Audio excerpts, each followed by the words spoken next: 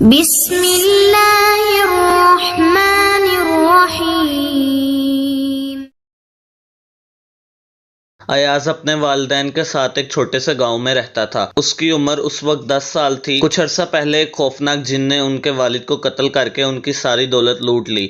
اب ایاز اور اس کی والدہ اکیلے رہ گئے۔ ایاز کی والدہ لوگوں کے گھروں میں کام کرتی اور وہاں سے جو کچھ مل جاتا دونوں ماں بیٹا اس میں اپنا گزارا کر لیتے۔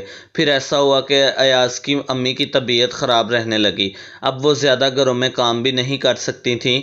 آخر ایک وقت ایسا آیا کہ دونوں کو ٹھیک طرح کھانا بھی میسر نہ آتا۔ ایک دن ایاز کی امی نے اس سے کہا، بیٹا تم اپنی گائے شہر لے جا کر بیچ آؤ تاکہ اس کی فروخت سے حاصل ہونے والی رقم سے ہم کچھ دن اپنا گزارا کر سکیں۔ ایاز نے سعادت مندی سے جی اچھا امی جان کہتے ہوئے گائے کی رسی کھولی اور شہر کی جانب چل دیا۔ ایاز نے ابھی آدھا راستہ ہی طے کیا تھا کہ اس کو ایک شخص نے آواز دے کر روکا اور پوچھنے لگا، تم اتنی اچھی گائے لے کر کہاں جا رہے ہو؟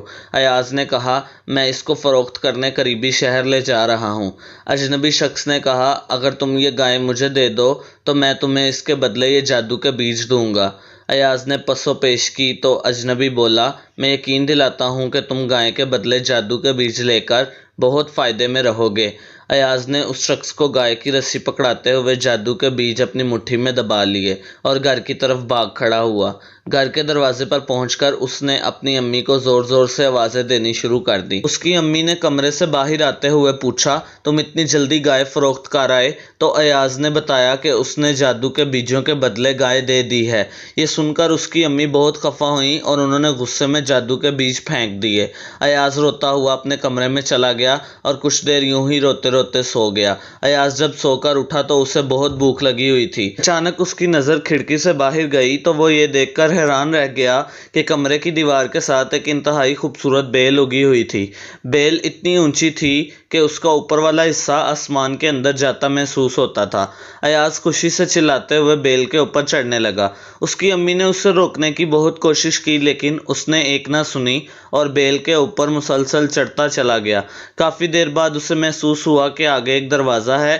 ایاز اس دروازے سے اندر داخل ہو گیا۔ اچانک ایک بہت بڑے ہاتھ نے ایاز کو اٹھا لیا اور گرجدار آواز آئی، لڑکے تم کون ہو؟ یہاں کیا کرنے آئے ہو؟ آواز سن کر ایاز ڈر گیا اور خوفزدہ انداز میں کہنے لگا، میرا نام ایاز ہے، میں بہت تھک گیا ہوں اور مجھے بھوک بھی بہت لگی ہے، کیا تم مجھے کچھ کھانے کے لیے دے سکتی ہو؟ وہ بہت بڑا ہاتھ دراصل جن کی بیوی کا تھا۔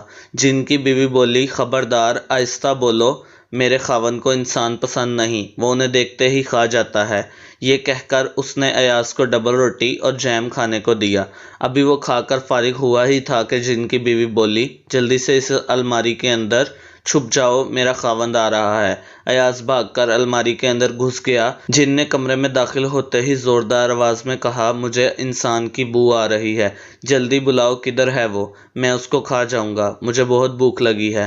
جن کی بیوی بولی، سرتاج، آپ کو کبھی کبھی وہم ہونے لگتا ہے، ہمارے گھر کوئی انسان کیسے آ سکتا ہے؟ اور ہاں، کھانا تیار ہے، میں نے میز پر لگا دیا ہے، آپ سکون سے کھانا کھائیں۔ کھانا کھا کر جن نے کہا، بیگم ذرا میرا خزانہ لے کر آؤ، میں اسے دیکھتا ہوں تو مجھے بہت خوشی ہوتی ہے، میں سونے سے پہلے اپنا خزانہ دیکھنا چاہتا ہوں۔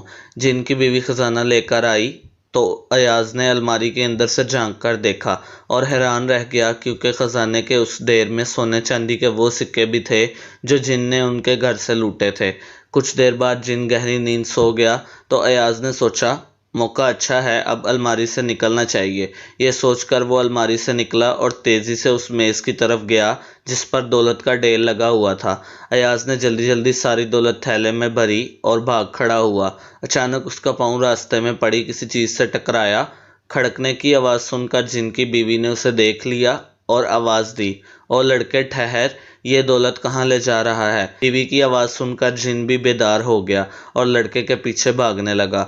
اب ایاز تیزی سے بھاگتے ہوئے بیل تک آیا اور نیچے اترنے لگا۔ جن متواتر اس کا پیچھا کر رہا تھا لیکن بھاری جسم کی وجہ سے اسے نیچے آنے میں دشواری پیش آ رہی تھی اور وہ ایاز سے کافی پیچھے رہ گیا تھا۔